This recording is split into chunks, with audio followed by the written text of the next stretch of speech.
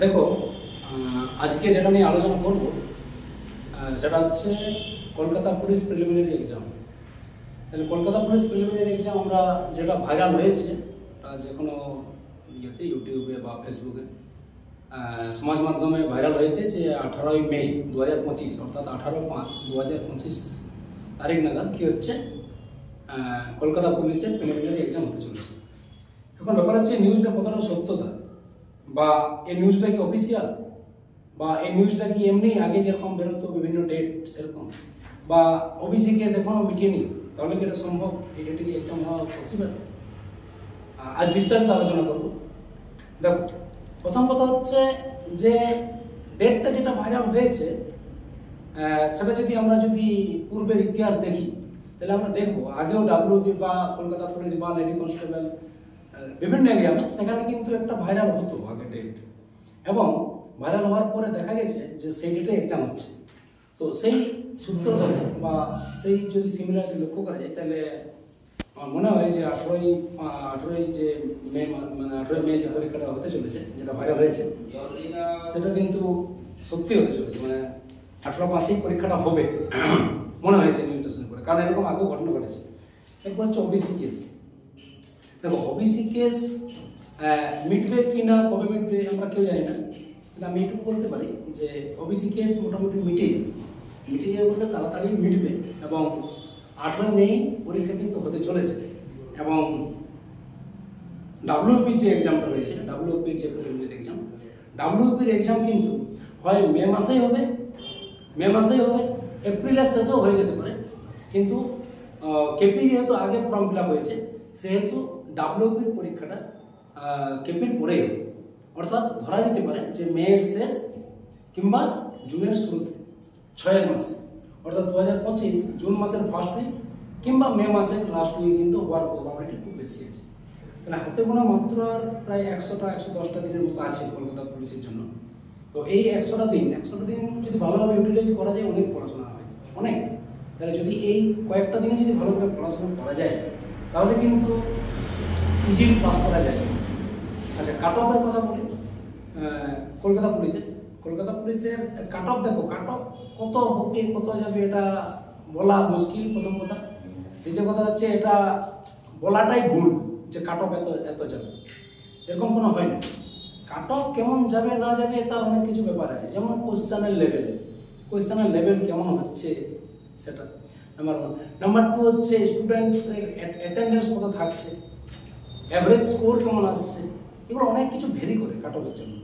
কারণ cut off আগে থেকে কোনো কিছু ডিটারমাইন করাটা ঠিক নয় যে কাট অফ হতে চলেছে। কিন্তু যেহেতু আগেবারে প্রায় 65+ কাট অফ গেছিল, যেহেতু প্রতি বছরেই কি হচ্ছে, প্রতি বছরে কিন্তু কাট অফ বাড়ছে, আর বাড়াটাই স্বাভাবিক, বিশেষ করে এর পরে যে এক্সামগুলো হতে চলেছে।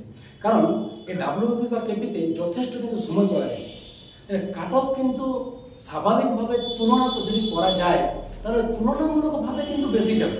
তার মানে এটা নয় যে কম যেতে পারে না, 60ও যেতে পারে, 60ও যেতে পারে, কেন যেতে পারে না, যেতেই পারে। কোশ্চেন যদি খুব অতিরিক্ত হার্ড হয়ে যায়, কাট অফ কম নেই। যেমন পিএসসি ক্লার্কশিপের কাট অফ কিন্তু বেশি যাবে না, কম যাবে।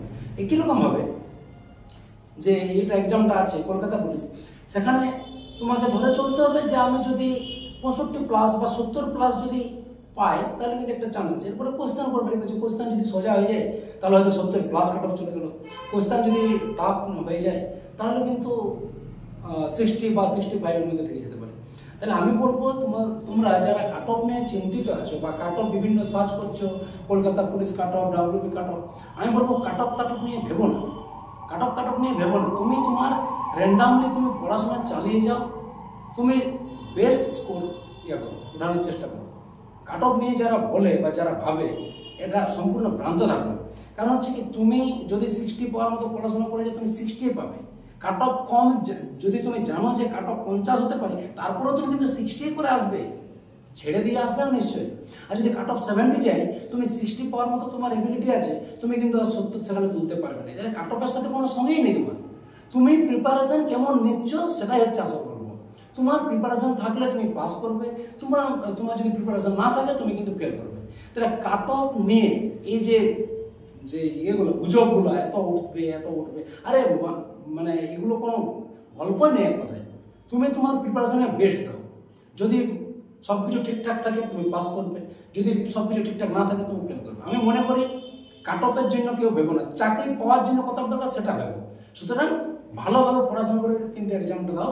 আর হাতে গোনা মাত্র 100 দিনের মতো সময় আছে, এই যে সামান্য দিন আছে সেগুলোকে সঠিকভাবে ইউটিলাইজ করো, সব সাবজেক্ট ভালো করে পড়াশোনা করো, আরামসে কিন্তু পাস করে যাবে। আবার বলছি, কেপি প্রিলিমিনারি এক্সাম ডেট কিন্তু 18ই মে, সম্ভব যদিও সম্ভাব্য, কিন্তু এই ডেটেই হওয়ার কিন্তু প্রবল সম্ভাবনা রয়েছে। এই ডেটটা ধরেই সবাই এগো, ঠিক, কারণ হাতে বেশি সময় নেই। এরপরে যদি অবহেলা করতে থাকো তাহলে কিন্তু অসুবিধা আছে। আর তারপরে হচ্ছে তোমার হাতে কিছু নেই, ওবিসি কেস বা পরীক্ষার ডেট আগে না করে তোমার হাতে কিছু নেই। তোমার কাজ পড়াশোনা করো, তুমি পড়াশোনা করো। ওবিসি কেস মিটবে নাকি মিটবে না, 18ই মে পরীক্ষাটা তো অফিসিয়াল দেয়নি, তাহলে কি হবে? আরে ভাই দেখে তুমি কি করবে? তোমার হাতে তো কিছু নেই, তোমার হাতে শুধু পড়াশোনা আছে, তুমি পড়াশোনা করো। ঠিক আছে, এটা বলার জন্যই আমি আজকে ভিডিওটা করলাম। আশা করি তোমরা বুঝতে পারছো কি করতে হবে। ফার্স্ট অফ অল পড়াশোনা করতে হবে। ওকে, চলো, থ্যাংক ইউ।